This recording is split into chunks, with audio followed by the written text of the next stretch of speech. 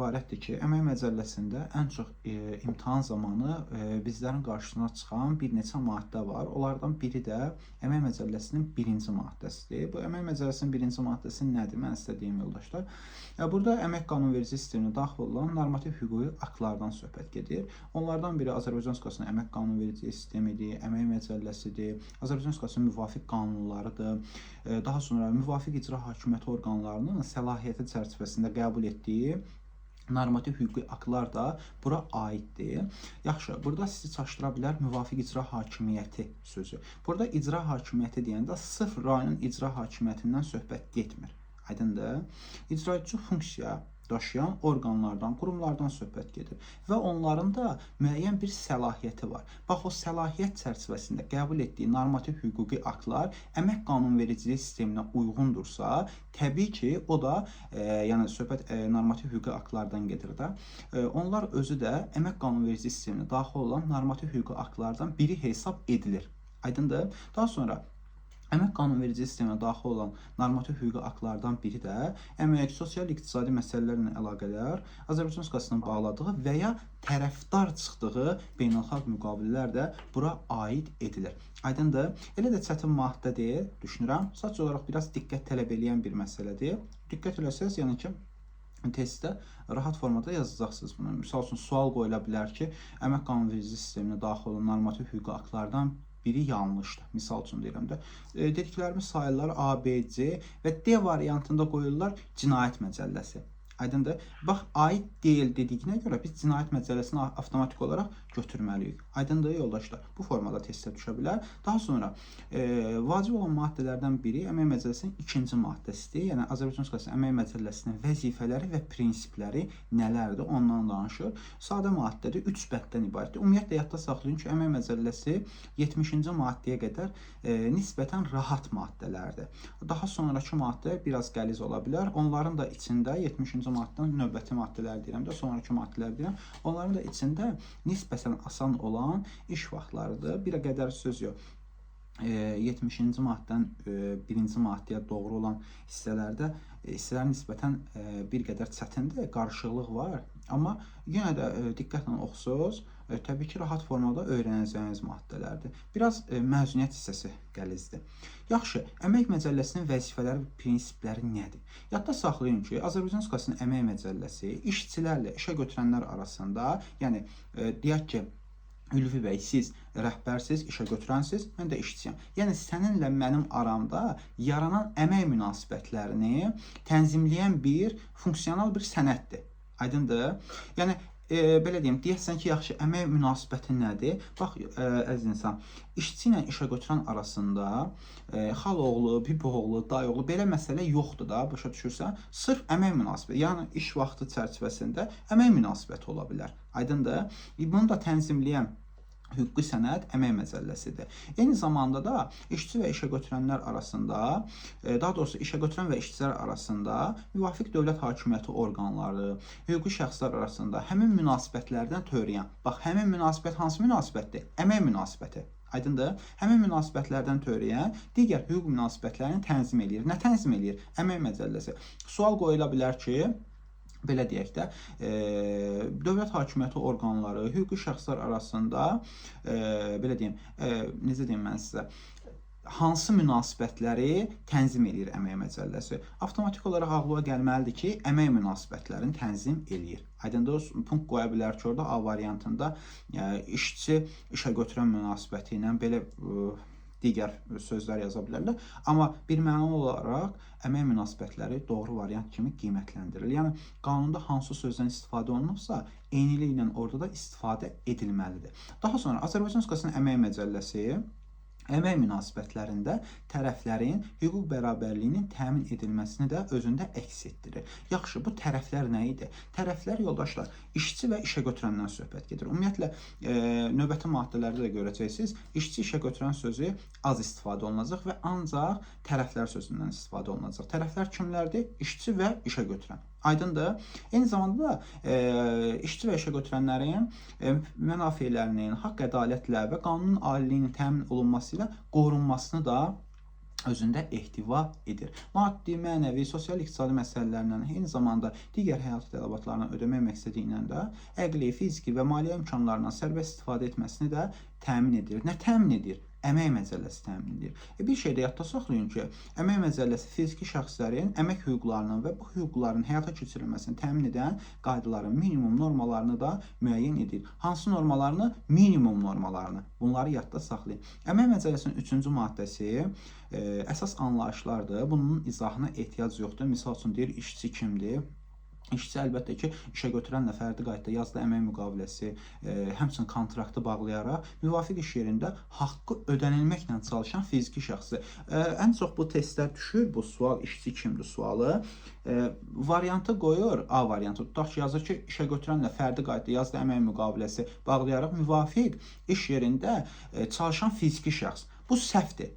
Çünki orada haqqı ödənilməklə olan söz işlənməyib. Yəni haqqı ödənilmədən işçi olmaz axı. Düzdür? Bu avtomatik olaraq bu kobud qanun pozuntusu hesab edilə bilər də, düzdürmü? Ona görə düzgün variant haqqı ödənilməklə çalışan fiziki şəxsə biz deyirik işçi. Yaxşı, bunlara biraz diqqət eləyərsiniz. Bir də burada sizi çaşdıra bilər tətil məsələsi. Tətil də ki, yoldaşlar, bildiyimiz istirahət deyil. Tətil bir növ kollektiv və fərdi əmək mübahisələri zamanı, yəni bunu həll etmək məqsədi ilə işçilərin, həmçinin dedik axı fərdi şəkildə də tətil ola bilər. Eyni zamanda işçinin müvəqqəti olaraq öz əmək funksiyasının icrasından tam və ya qismən könüllü imtina etməsinə tətil deyirlər. Yaxşı, tam nə deməkdir, qismən nə deməkdir? Tam o ola bilər ki, bütün iş günü ərzində işə gəlmir. Bu adam etiraz edir və yaxud da qismən etiraz edir. Müəyyən vaxt gəlir, işləyir, daha sonra işləmir.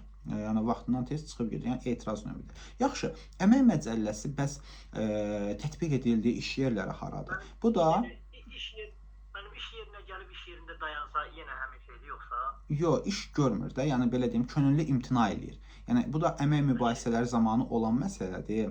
Yəni amma bir şey də deyim mən sizə, yadımdan çıxmış o deyim, tətilə görə lockout etmək qadağandır, amma dövlət müəssisələrində. Aydındır. Lockout nədir? İşçilər etiraz edir, bir qrup işçi tutaq ki, etiraz edir, işə götürən, yəni rəhbər şəxs müəssisəni bağlaya bilməz. Aydındır, lockout odur. Yaxşı. Əmək məcəlləsinin tətbiq edildiyi iş yerlərindən danışaq. Ümumiyyətlə, əmək məcəlləsi qanunvericiliklə müəyyən edilmiş qaydada Azərbaycan Respublikasının müvafiq hakimiyyət orqanlarıdır. Fiziki və hüquqi şəxslərin təsis etdikləri. Təsis etmək nədir? Qurmaq, yaratmaq, ərsəyə gətirmək. Yəni onların ərsəyə gətirdikləri, təsis etdikləri mülkiyyət və təşkilati hüquqi formasından asılı olmayaraq Respublika ərazisində yerləşən bütün müəssisələrdə, idarələrdə, təşkilatlarda, eyni zamanda müəssisə yaradılmadan işçilərlə əmək müqaviləsi bağlanmış iş yerlərində, həmçinin hüdudlarımızdan kənarda fəaliyyət göstərən Azərbaycan Respublikasının səfirliklərində, konsulluqlarında, beynəlxalq sularda Azərbaycan Respublikasının dövlət bayrağı altında üzən gəmilərdə, şef qurğularında və digər iş yerlərində tətbiq edilir. Nə tətbiq edilir? Əmək məcəlləsi tətbiq edilir. Burada sizi çaşdıra bilər, deyir ki, müəssisə yaradılmadan işçilərlə əmək müqaviləsi bağlanmış iş yerlərində tətbiq edilir. Bax, bu hissə sizi çaşdıra bilər, çünki necə olur, müəssisə yaradılmadan bu müqavilə nə söhbətdir də, yəni insanda sual yarana bilər. Bu da nə deyim, mən sizə deyim, tutaq ki, bir asan xidmət tikilir, proqnoz verilib ki, 3 aydan sonra tam şəkildə fəaliyyətə başlayacaq və rəhbər şəxslər də müvafiq qurum vakansiya elan edir və işçilərə artıq, belə deyim də, vakansiyaya uyğun şəkildə onların CV-lərinə, bilik bazarlarına uyğun olaraq onları işə qəbul eləyirlər və müqavilə bağlayırlar. Onlar axı arxayında 3 aydan sonra müəssisə belə deyim də fəaliyyətə başlayacaq. Birdən iş gecikir, yəni belə deyim, müəssisənin yekunlaşması, yəni təmiri, tikintisi gecikir. 4 aydan sonra başlayır. Tutaq ki, 4 aydan sonra başlayacaq. Yəni gecikmə baş verir. Avtomatik olaraq əgər müqavilə bağlanılıbsa, artıq işçi və işə götürən belə deyim, münasibəti, yəni əmək münasibəti yaranmış hesab edilir və həmin o işçi belə deyim, həmin o işçinin də əmək məcəlləsi ilə hüquqları, vəzifələri müəyyən edilir. Eyni zamanda işə götürənin də. Yaxşı yoldaşlar, bunu yadda saxlayın. Bir də ki, əmək məcəlləsi işə götürənin xam malına, xam mal nədir? Xam mal materialdır. Aydındır. Deməli, işə götürən xam malından, istehsal vasitələrindən istifadə etməklə əmək funksiyasını öz evində yerinə yetirən işçilərə də şamil edilir. Eyni zamanda bir şey də demək istəyirəm ki, Azərbaycan Respublikasının qanunlarında müəyyən edilmiş dövlət büdcəsindən maliyyələşən müəssisələrdə çalışmanın yaş həddi elmi müəssisə və təşkilatlar, daha sonra ali təhsil müəssisələrinə şamil edilmir. Yəni çalışmanın yaş həddi 65 yaşda, düzdürmü? Misal üçün baxırsan universitetdir, ali təhsil müəssisəsində, orada 70 yaşında tutaq ki, deyirəm də, dekan var, 70 yaşında kafedra müdiri var, professor var, müəllim heyəti var da, işçi var, düzdür? Bizdə də yaş həddi belə deyim 65 olduğu üçün biz avtomatik olaraq beynimizə gəlir ki, bunun yaş tamam olub çıxmalıdır. Xeyr, amma əmək məcəlləsinin 4-cü maddəsinin 3-cü bəndi deyir ki, çalışmanın yaş həddi elmi müəssisə, təşkilatdır, ali təhsil müəssisələrinə şamil edilmir. Yaxşı, bunu yadda saxlayın. Əyalət azad iqtisad zonasındadır ki, əmək münasibətləri əyalət azad iqtisad zonası haqqında Azərbaycan Respublikasının qanununun tələblərinə uyğun olaraq tənzimlənir. Bunu da yadda saxlayın. 5-ci maddə imtahana düşən maddədir, amma rahat maddə hesab edilir. Yəni onun izahına ehtiyac yoxdur. Bir qədər oxuyarsınız, demirəm tam şəkildə əzbərləyirsiniz. Məsəl üçün 4-cü maddəni 3 dəfə oxumusansa, bir dəfə də 5-ci maddəni oxumağın tövsiyə olunur. Yaxşı, əmək məcəlləsinin 6-cı maddəsi haqqında danışmaq istəyirəm sizə.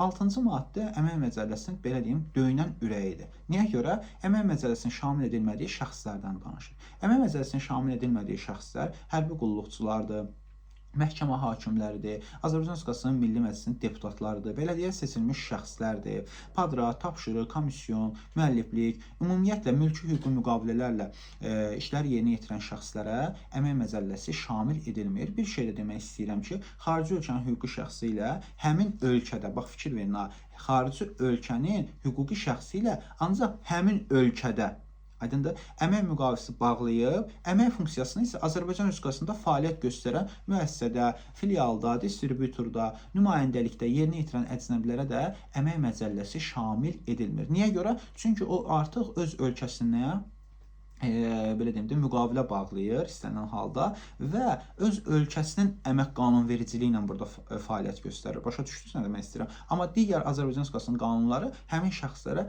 tətbiq edilə bilər.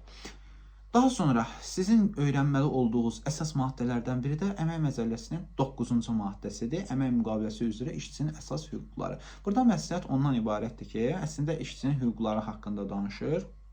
Ümumiyyətlə burada çox vaxtı bunu belə deyim mən sizə test mərhələsində az hallarda, amma müsahibə mərhələsində çox hallarda görmüşəm ki, müsahibə mərhələsində bunu sual olaraq verirlər. Yəni işçi kimi sənin hansı hüquqların var? Əmək müqaviləsi tutaq ki, bağlamısan, artıq işçisən və sənin hansı hüquqların var. Lazımdır ki, burada ən azı 5 dənə belə deyim hissəni öyrənəsiniz, daha yaxşı formada əzbər şəkildə biləsiniz. Ümumiyyətlə işçi öz hüquqlarını bilməlidir. Tək imtahan üçün yox, belə deyim, tutaq ki, lap işləyirsiniz, əmək fəaliyyətinə məşğul olursunuz. İstənilən halda siz işçi kimi öz hüquqlarınızı bilməlisiniz. Aydındır? 10-cu maddə isə bunun tərsidir. Yəni əmək müqaviləsi üzrə işçinin əsas vəzifələrindən danışır. Yəni əmək müqaviləsində müəyyən edilmiş əmək funksiyasını vicdanla yerinə yetirməkdir, əmək intizamının, eyni zamanda müəssisə daxili nizami intizam qaydalarına əməl etməkdir, əməyin təhlükəsizliyi normalarına əməl etməkdir, işə götürənə vurduğu maddi ziyana görə məsuliyyət daşımaqdır. Bir də burada dövlət sirridir, belə işə götürənin kommersiya sirrini müəyyən olunmuş qaydada, həmçinin şərtlərlə gizli saxlamaq da daha doğrusu işçinin əsas vəzifələrindən hesab edilir. 10-1-dir, 11-dir, 12-ci maddələr isə bir mənalı olaraq belə deyim mən sizə bir qədər 2 dəfə oxusunuz, 3 dəfə oxusunuz. Yəni əsas odur anlayışınız olsa bəs eləyər. Əsas olaraq anlayışınız olsun. Biri işə götürənin hüquqlarıdır, 11-ci maddə, 12-ci maddə isə vəzifələrindən danışır burada. Yəni sadəcə olaraq bir şey yadda saxlayın ki, bunlardan nisbətən sual düşə bilər sizə. Yəni ən azından öz vəzifələri bilsin, işə götürən öz vəzifələri artıq öyrənmirsən, variantların içində öz vəzifələri seçirsən, tutaq ki, A, B, C variantları öz vəzifələrindir, işçinin vəzifələridir. D variantında işə götürənin vəzifəsi hesab olunur. Yəni görən kimi testdə artıq biləcəksən və yaxud da ki, işçinin hüquqları öyrənmirsən, A, B, D variantında işçinin hüquqlarından danışır. C variantında ancaq işə götürənin hüququdur. Sadəcə olaraq bunları bir-birindən ayır etməyiniz vacibdir. Bir şey yadda saxlayın ki, biz vəzifələrimizə görə məsuliyyət daşıyırıq. Aydındır? Biz vəzifələrimizə görə nə edirik? Məsuliyyət daşıyırıq. Yəni belə deyim də, O bizim boynumuzun borcudur. Amma hüquqlarımıza görə məsuliyyət daşımırıq. Aydındır? Bizim hüquqlarımıza görə məsuliyyəti işə götürən rəhbər şəxs daşıyır. Bunu yadda saxlayın. Və bir şəxsin hüququ digər şəxsin hüququ başlayana qədərdir. Aydındır? Yəni bunu niyə görə mən istədim? Bu praktik dillə mən bunu izah etməyə çalışıram. Sən hüquqlarından sui-istifadə edə bilməzsən də, başa düşdün? Yəni öz necə deyim, maraqların üçün, öz naminə, başa düşdün? Bunlardan sən istifadə edə bilməzsən. Sözsüz hüquqlarımız bizə verilib ki, özümüzü qorumaq üçün bizə verilən səlahiyyətlər kimi də biz bunu qəbul edə bilərik. Amma bizim hüquqlarımız hara qədərdir? Digər vətəndaşın hüquqları və ya digər işçinin hüquqları başlayana qədər. Aydındır? Bunu yadda saxlayın. Bir şey də deyim ki, təkrarsızlıq olmasın, amma yəni təkrar eləmək istəyirəm. Biz vəzifələrimizə görə məsuliyyət daşıyırıq. Yaxşı, çalışmaq lazımdır ki, vəzifələrimizi düzgün şəkildə yerinə yetirək. Daha sonra bizə lazım olan maddələrdən biri də Əmək Məcəlləsinin 42-ci maddəsidir. 42-ci maddə əmək müqaviləsinin tərəflərindən danışır. Az öncə mən sizə tərəflərin nə olduğunu izah elədim. Tərəflər işçi və işə götürəndə. Bunu yadda saxlayırıq. Əmək müqaviləsi yadda saxlamalıyıq ki, sərbəst bağlanır. Yəni əmək müqaviləsi münasibəti yaratmaq istəməyən və ya yaratmayan heç kəs əmək müqaviləsini bağlamağa məcbur edilə bilməz. Bu bir mənalı olaraq belədir. Yaxşı, əmək müqaviləsinin tərəflərindən biri də işə götürəndir, digəri isə işçidir. Bunu yadda saxlayın. Yəni tərəflər budur. Daha sonra yadda saxlayın ki, 15 yaşına çatmış hər bir şəxs əmək müqaviləsinin tərəfi ola bilər. Olmalıdır demir ha, ola bilərdir. Yəni olmaya da bilər. Aydındır? Amma yenə də qanun nümayəndənin iştirakı ilə bu proses həyata keçirilir. Qanun nümayəndə nədir? Valideyndir, qəyyumçusudur, himayətçisidir. Yəni bunların iştirakı ilə. Bir şey də yadda saxlayın ki, tam fəaliyyət qabiliyyəti olmayan şəxs işə götürən ola bilməz. Misal üçün, orada variantlar qoya bilər ki, işə götürən kimlər ola bilməz? Sual qoyur da. Yaza bilər A, B, C variantlarında hər hansısa bir məddlər. D variantında yazır ki, tam fəaliyyət qabiliyyəti olmayan şəxs. Bax, orada tam fəaliyyət qabiliyyəti olmayan şəxsdən söhbət gedir. Orada yaza bilər ki, fəaliyyət qabiliyyəti olmayan şəxs. Bu səhvdir. Tam fəaliyyət qabiliyyəti olmayan şəxsdir doğru cavab. Yaxşı yoldaşlar. Və yaxud da ki, qismən fəaliyyət qabiliyyətini itirmiş şəxs. Bu da yanlış cavab olacaq sizin üçün. Siz avtomatik olaraq tam fəaliyyət qabiliyyəti olmayan şəxs olan bəndi seçməlisiniz. Aydındır? Daha sonra yadda saxlayaq ki, biz işə götürülərkən nədən istifadə olunur? Ümumiyyətlə nə olmalıdır? Müqavilə bağlanmalıdır bizimlə. Düzdürmü? Müqavilədə iki formada olur. Neçə formada olur? İki formada. Müddətli müqavilə və müddətsiz müqavilə. Müddətli müqavilə bəllidir ki, adından da hiss olunur ki, orada müddət olur. 1 il, 5 ay, 2 il, yarım, 3 il, aydındır.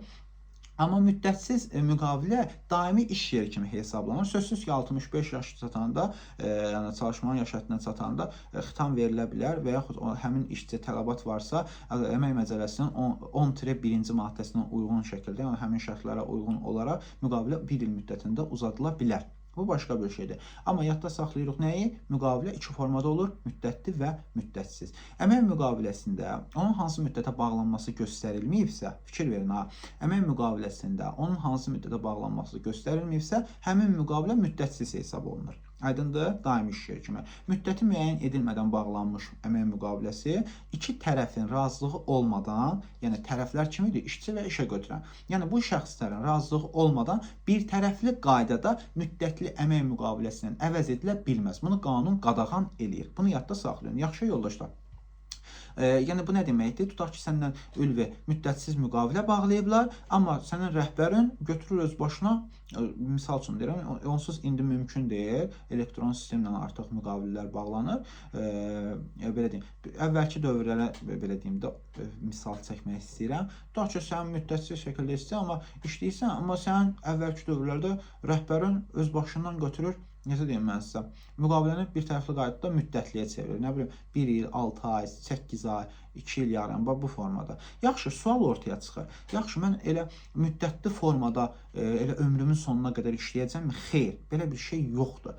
Əgər müqavilə, əmək müqaviləsi fasiləsiz olaraq, bax, həmin müqavilədən söhbət gedir. Xitam verilib, təzə müqavilədən söhbət getmir. Həmin müqavilə fasiləsiz olaraq 5 ildən artıq müddətə davam eləyirsə, həmin müqavilə necə hesab olunur? Müddətsiz müqavilə hesab olunur. Aydındır? Yəni, əmək müqaviləsi müddətsiz hesab olunan müqavilə hesab edilir. Yaxşı, müddətli əmək müqaviləsinin bağlanması halları. Yəni bu hansı hallarda ola bilər? Ola bilər ki, işçi əmək qabiliyyətini müvəqqəti itiribsə, misal üçün də bültendədir və yaxud da ki, sosial məzuniyyətdədir və ya iş yeri vəzifəsi saxlanılmaqla qanunvericilikdə nəzərdə tutulmuş digər hallara uyğun olaraq müvəqqəti olaraq işə çıxmaması ilə əlaqədar da ola bilər. Və yaxud da ki, əmək funksiyasının başqa işçi tərəfindən icrasına zərurət varsa əgər, müddətli şəkildə həmin o yer, yəni həmin vəzifə vakanta çıxarıla bilər və həmin iş yerə də digər işçi gəlmək istəyən işçi var. Onunla da müddətli şəkildə müqavilə bağlanılır. Daha sonra burada nədir məsələ? Bir şey də var ki, təbii iqlim şəraiti və ya işin xüsusiyyətlərinə görə il boyu görülə bilməyən mövsüm işlər də var ki, bu zamanda müddətli müqavilə bağlanır. Bunlardan misal olaraq mən sizə deyim, məktəblərdə misal üçün ocaqçı vəzifəsi mövsümi iş olduğu üçün, yəni yayın ortasında, avqust ayında, yəni belə deyim də, soba qalamırlar da məktəbdə. İstidir, onsuz düzdür. Soba nə vaxt qalırlar? Noyabrda başlayır, aprel ayına qədər də, səhv eləmirəmsə noyabrın 15-nə, aprel ayının 15-nə qədərdir həmin. Qazanxanaya baxan deyək də. Yox, qazanxanaya baxmaq başqa şeydir, ocaqçı vəzifəsində çalışmaq başqa şeydir.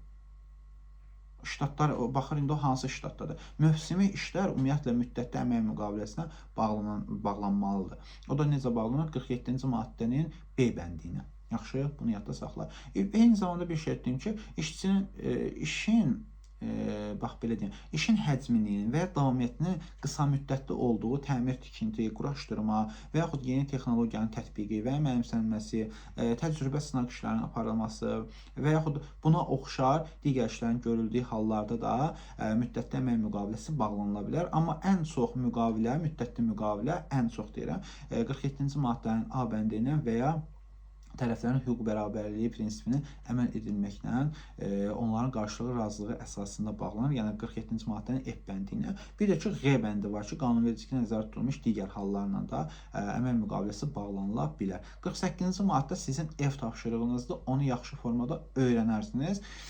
Gəldik çatdıq 51-ci maddəyə. 51-ci maddə sınaq müddətindən danışır bizə. Sınaq müddəti biz bilməliyik ki, işçinin peşəkarlıq səviyyəsidir, əmək funksiyasını icra etmə qabiliyyətidir, yəni onun bacarığı. Yəni bunları yoxlamaq məqsədi ilə sınaq müddəti verilə bilər.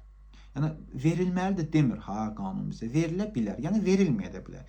Bəs yaxşı, necə verilir, hansı formalarda verilir? Yaxşı olar ki, biz müqavilənin müddətinə baxaq burada. Müqavilə əgər 6 aya qədərdirsə, yəni 5 ay 10 gün, 5 ay 20 gün, misal üçün deyirəm də 3 ay, aydındır. Yəni 2 aydan artıq 6 aydan azdırsa, bu zaman sınaq müddəti maksimum bizə verilə bilər. Nə qədər? Maksimum 2 həftə, 2 təqvim həftəsi. Yəni burada qeyri-iş günləri də bura aiddir. Şənbə bazarlardır. Yəni qeyri-iş günləri, şənbə bazardır, bayram günlərdir. Bunlardan söhbət gedir də. Anım günüdür, daha sonra nədir bu? Ümumxalq hüzün günüdür. Bunlar hamısı belə deyim də bura aiddir. Yəni orada desəydik ki, 2 iş təqvimi günü, yəni 14 iş günü, bu başqa məsələdir. Yəni 2 təqvim günü deyirsə bizə, yəni 2 həftədə, yəni bu artıq qeyri-iş günlərində bura aid edildiyi anlamına gəlir. Yaxşı, birdən müqavilə 6 aydan çoxdursa, baxın, 6 aydan çoxdursa, bu zaman sınaq müddəti verilə bilər bizə nə qədər? Maksimum 3 ay. Aydındır, 3 aydan çox ola bilməz. Bir şey yadda saxlayın ki, burada sınaq müddəti ümumiyyətlə 3 aydan çox olmur. Amma ən çoxu 3 ay olur da, ən az məsələsi isə sınaq müddətində yoxdur. Çünki sınaq müddəti verilməyə də bilər. Ona görə də biz deyirik ki, sınaq müddətinin ən çoxu. Başa düşdünüz, sual olaraq ən çoxu düşə bilər ki, bu da 3 aydır. Ən azı isə əlbəttə ki, sınaq müddəti verilməyə də bilər deyə, burada ən azından söhbət gedə bilməz. Yaxşı, sınaq müddəti ərzində deyək ki, sən xəstələnmirsən. Bu zaman nə olacaq? Tutaq ki, 10 günlük sınaq müddəti veriblər. Sən də 6-cı günündə sınaq işin, belə deyim, sən xəstələnmirsən. Tutaq ki, də deyirəm bizə. Sən 4 gündən sonra sağalırsan. Bu o deməkdir ki, sənin sınaq müddətin bitib. Xeyr. Avtomatik olaraq 6 gün dondurulur. Daha doğrusu yerdə qalan 4 gün dondurulur. Sən işə çıxandan sonra artıq o 4 gündə, belə deyim də, sənin fəaliyyətə verilir. Səni yoxlamaq məqsədi ilə sən belə deyək də istifadəyə verilir. Yoxlayırlar səni. Aydındır? Bunu yadda saxla yenə. Sınaq müddəti göstərilməyən əmək müqaviləsində sınaq müəyyən edilmədən bağlanmış hesab edilir. Bunu yadda saxla. Yaxşı, sual ortaya çıxır bir də. Bütün işçilərə mi sınaq müddəti verilməlidir? Ümumiyyətlə, kimlə müqavilə bağlanılırsa onlara sınaq müddəti verilməlidirmi? Əlbəttə ki, xeyr. Niyə görə? Çünki qanunvericiliyimizin, yəni əmək qanunvericiliyimizin 52-ci maddəsi bizə deyir ki, yaşı 18-dən az olan şəxslərdir, müsabiqə yolu ilə müvafiq vəzifəni tutan şəxslərdir. Daha sonra hamilə və ya 3 yaşına çatmayan uşağı olan qadınlara, 3 yaşındakı uşağını tək başına böyüdən kişilərə sınaq müddəti verilmir. Bir şey də yadda saxlayın ki, 2 aya qədər olan əmək müqaviləsi bağlamış şəxslərə də sınaq müddəti verilə bilməz. Ödənişli vəzifəyə seçilmiş şəxslərə də, bir də ki, təhsil müəssisəsini bitirdiyi ildə ixtisası, peşəsi üzrə ilk dəfə işə götürülən şəxslərə də sınaq müddəti verilmir. Bir də ki, tərəflərin razılığı əsasında da müəyyən hallar var ki, sınaq müddəti müəyyən edilməyə bilər. Aydındır. Mənə elə gəlir ki, elə də çətin deyil əmək məcəlləsinin bura qədər olan hissəsi öyrənə bilərsiniz. Biz demişdik ki, 70-ci maddəyə qədər sizinlə gedəcək. Çünki 70-ci maddədən sonrakıları səhv eləmirəmsə 89-cu maddəyə qədər mən material atmışdım. Amma yenə də bunları da öyrənməliyik. Baxın, 58-ci maddə əvəzçilik üzrə əmək müqaviləsinin bağlanması və tənzimlənməsindən danışır. İmtahana az hallarda düşür bu maddə. Amma yenə də bunu evdə oxuyarsınız. Yaxşı, bunları növbəti dərsimizdə sizdən soruşacağım. Bir də evə sizə çoxlu şəkildə testlər göndərəcəm. Gəldik, çatdıq əmək məcəlləsinin 65-ci maddəsinə. 65-ci maddə imtahanlarda istifadə olunan ən çox da direktor müavinləri qismən də UBT-lərin imtahanına düşür. Əmək məcəlləsinin 65-ci maddəsi. Bu nədir? İşçilərin attestasiyası, ümumiyyətlə attestasiyanın keçirilməsi qaydaları, bir də şərtlərindən danışır. 65-ci maddə uzun maddədir. Biz burada nəyə yadda saxlayırıq? Ümumiyyətlə attestasiya nə üçün var? Sınaq müddətindən fərqi nədir? Baxın, attestasiya işçilərin peşəkarlıq səviyyəsinin yoxlaması, ixtisasının sənətinə, müvafiq olaraq onların tutduğu vəzifəyə uyğun olmağın aşkara çıxarmaq məqsədi ilə məqsəd daşıyır. Aydındır? Yəni burada üzə çıxartmalıdır. Bu işçi uyğundur, uyğun deyil. Aydındır? Sınaq müddətində isə onları yoxlamaq məqsədi ilə idi. Aydındır? Nə demək istəyirəm mən sizə? Yaxşı, attestasiya necə keçirilir bəs? Yadda saxlayın ki, say tərkibi həmişə tək rəqəmli olmalıdır. Minimum say tərkibi isə 5-dən az olmamalıdır. Yəni 5, 7, 9, 11 ola bilər. Və s. və axır çox da ola bilər təbii ki, amma ən çox 5, 7 bir də 9 komissiya üzvü olur. Ən çox bunlara rast gəlmişəm mən. Daha çox da ola bilər bu arada. İndi baxır indi hansı vəzifəni daşıyırsınız və onun hansı formada attestasiyası keçirilir. Yadda saxlayın ki, hər bir işçi 3 ildən 1, elmi işçilər isə 5 ildən 1 attestasiya olunmalıdır. Yaxşı, komissiya üzvləri kimlərdən təşkil edilməlidir? Birmənalı olaraq işə götürən həmin komissiyanın üzvü ola bilməz. Yaxşı, bəs komissiya üzvləri kimlərdən olmalıdır? Obyektivliyi ilə, peşəkarlığı ilə, ayrı seçkiliyə yol verməyən, yəni necə deyim mən sizə, obyektiv insanlardan komissiya üzvü seçilə bilər. Aydındır? Nə demək istəyirəm mən sizə? Daha sonra, yəni bunları bir söz əmək məcəlləsinin 65-ci maddəsinə kifayət, yəni uzun-uzadı o 8 bəndə öyrənməyə ehtiyac yoxdur. Onsuz da dediklərimin əsasını təşkil edir o 8 bəndə. Əmək məcəlləsinin 66-cı maddəsi. 66-cı maddə attestasiya olunmayan işçilər haqqındadır. Baxın, bayaqları mən sizə sınaq müddətindən danışdım. Bir də sınaq müddətinin şamil edilmədiyi şəxslər haqqında danışmışdım. İndi də sizə attestasiyadan danışdım. Bir də indi sizə attestasiya olunmayan işçilər haqqında danışacağım. Yaxşı, attestasiya olunmayan işçilər kimlərdir? Vətənin müdafiəsi, azadlığı, ərazi bütövlüyü uğrunda hərbi əməliyyatlarda xəsarət almış, yəni yaralanmadır, travmadır, kontuziyadır. Yəni əlilliyi müəyyən edilmiş işçilər attestasiya olunmurlar. Azərbaycan müstəqilliyi, ərazi bütövlüyünün müdafiəsi zamanı göstərdiyi şücaətlərə görə dövlət təltifləri və fəxri adlara layiq görülmüş işçilər də attestasiyadan azaddılar. Bir şey də yadda saxlayın ki, bir vəzifədə 5 ildən az müddətə çalışan məcburi köçkün və ya qaçqın statusu olan işçilər də attestasiyadan azad hesab olunur. Daha sonra hamilə qadınlardır, daha sonra uşağının 3 yaşındakı sosial məzuniyyətdə olan, amma həmin məzuniyyət bitdikdən sonra 1 ildən az müddətə müvafiq vəzifədə peşədə çalışan qadınlar da attestasiyadan azaddır. Bu nə deməkdir? Bu sizin fikrinizi çaşdıra bilər. Tutaq ki, bir xanım işçi sosial məzuniyyətə çıxıb və aprel ayında işə qayıdır, tutaq ki, və iyun ayında da həmin o şəxs attestasiya olunmalıdır, tutaq ki, deyirəm də. Bir il məzuniyyətdən qayıtması bir il keçmədiyinə görə həmin o attestasiyaya buraxılmamalıdır. Yəni məcburi şəkildə göndərilə bilməz. Ümumiyyətlə olmamalıdır attestasiyada. O sadəcə olaraq növbəti aprel ayında onun bir ili tamam olandan sonra həmin o ilin, yəni tamam olan ildən söhbət gedir də, iyun ayında bəli attestasiya oluna bilər. Yəni belə deyim, onun peşəkarlıq səviyyəsidir, iş qabiliyyəti, əmək fəaliyyətidir, yoxlanıla bilər. Aydındır, yaşı 18-dən az olan işçilərdir, onlar attestasiya olunmurlar. Bir vəzifədə faktiki olaraq bir ildən az müddətə çalışan işçilərdir. Tutaq ki, sən 11 ayda işləyirsən, sənə attestasiya olunmazsan, rəhbərin gəlibsə, belə deyirsə, bu qanun pozuntusudur. Aydındır, ən azı bir il işləməlisən ki, sən attestasiyaya buraxılasan. Aydındır, nə demək istədim. Daha sonra, ümumiyyətlə 66-cı maddəni oxuyun, nəyisə başa düşməsiniz. İnanıram ki, orada başa düşülməyən hissə yoxdur. Mənə elə gəlir ki, sonra rahat formada öyrənəcəksiniz. Amma yenə də nəsə qaranlıq qalsa bildirərsiniz. Sizə lazım olan maddələrdən biri artıq gəlib keçirik nəyə? Xitam hissələrinə də, yəni əmək müqaviləsinin xitam verilməsinin əsasları. Əmək məcəlləsinin 68-ci maddəsi.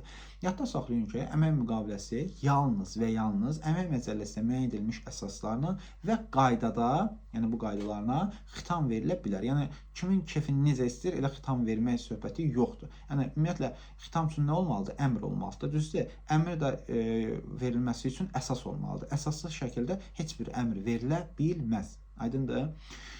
Əmək müqaviləsinin xitam verilməsinin əsasları da hansılardır? Tərəflərdən birinin təşəbbüsü ilə. Bu tərəflərdən birinin təşəbbüsü nə deməkdir? Tutaq ki, Zərifə xanım rəhbərdir, müdürdür, direktordur, mən də onun işçisiyəm. Mən yaxınlaşıram Zərifə xanıma, ərizəmi verirəm, deyirəm ki, belə deyim, mən işdən çıxmaq istəyirəm. Avtomatik olaraq Zərifə xanım məndən soruşur, niyə, nə olub, sənin kimdə sıxışdıran və s. və axırda. Mən deyirəm ki, mənim evimə uzaqdır bu iş yeri. Eyni vəzifə və ya eyni peşə mənim evimə yaxın olan ərazidə var. Yəni, bura gəlib getmək mənim səhhətimə maneçilik törədir. Yəni, pis oluram, yəni. Səhhətimə ziyandır. Yəni bizim də ki, biz bilirik ki, işçinin həyatıdır, sağlamlığı da qorunması işçinin hüququdur da. Əmək Məcəlləsinin 9-cu maddəsinin C bəndi belə deyir bizə. Avtomatik olaraq Zərifə xanım mənim ərizəm əsasında, yenə də ərizəm olmalıdır. Ərizəm əsasında Əmək Məcəlləsinin 68-ci maddəsinin 2-ci bəndinin A hissəsini rəhbər tutaraq mənimlə bağlanmış əmək müqaviləsinə xitam verə bilər. Aydındır. Amma yenə də mənim ərizəm əsasında. Daha sonra əmək müqaviləsinin müddətinin qurtarması ilə əlaqədar da əmək müqaviləsinə xitam verilə bilər. Biz danışmışdıq ki, Əmək Məcəlləsinin 45-ci maddəsini öyrənərkən əmək müqaviləsi iki formada olur. Müddətli müqavilə, müddətsiz müqavilə. Bax, əgər mənlə tutaq ki, Zərifə xanım 8 aylıq müqavilə bağlayıb, 1 illik müqavilə bağlayıb, 1 il müddəti bitib və artıq uzatmaq istəmir. Nə mən uzatmaq istəyirəm, nə də ki, xanım uzatmaq istəyir də. Düzdürmü? Avtonom necə xitam verilə bilər? Əlbəttə ki, Əmək Məcəlləsinin 68-ci maddəsinin 2-ci bəndinin B hissəsinin rəhbər tutaraq. Aydındır? Bir də əmək şəraitinin şərtlərinin dəyişdirilməsidir, müəssisə mülkiyyətinin dəyişməsinə əlaqədar da ola bilər. Burada sizə lazımdır tərəflərin iradəsindən asılı olmayan hallar. Bax, bununla da əmək müqaviləsinə xitam vermək olar. Yaxşı, bu tərəflərin iradəsindən asılı olmayan hal nə deməkdir ümumiyyətlə? Tərəflərin iradəsindən asılı olmayan hal odur ki, tutaq ki, Zərifə xanım yenə də mənim müdürümdür, mən də onun işçisiyəm. Məni hərbiyə çağırırlar. Yəni, bu məndən asılı və yaxud da Zərifə xanımdan asılı olan hal deyil axı, düzdür? Mən gedib xidmət eləməliyəm də, düzdürmü? Avtomatik olaraq Əmək Məcəlləsinin 68-ci maddəsinin 2-ci bəndinin D hissəsini rəhbər tutaraq mənlə bağlanmış müqaviləyə xitam verilməlidir. Və yaxud tərəflərin iradəsindən asılı olmayan hallardan biri. Tutaq ki, Zərifə xanım müdürümdür, mən onun işçisiyəm, mən işə gələrkən qəza keçirdirəm və tam fəaliyyət qabiliyyətimi itirirəm. Yəni, hər halda Zərifə xanım və ya mənim iş yoldaşlarım, mənim özüm belə istəmirəm də qəza keçirdim, düzdürmü? Bu artıq bizim iradəmizdən asılı olmayan hal olduğu üçün yenə də mənimlə bağlanmış müqaviləyə xitam verilməlidir. Bir də ki, tərəflərin əmək müqaviləsində müəyyən etdiyi digər hallarla da əmək müqaviləsinə xitam verilə bilər. Aydındır. Mənə elə gəlir ki, bura qədər heç kimin sualı olmaz. Sualı olan varsa bildirər. Bir şey də deyim ki, Əmək Məcəlləsinin 69-cu maddəsi də vacib olan maddələrdən biridir. Əmək müqaviləsinin işçi tərəfindən ləğv edilməsinin qaydasından danışır. Bu sadəcə olaraq bir qaydadır. Bunu sizə ev tapşırığı olaraq verəcəm. Əgər nə isə başa düşməsiniz, təbii ki, mənə qrupda və yaxud da WhatsApp üzərindən şəxsidə də yazıb soruşa bilərsiniz.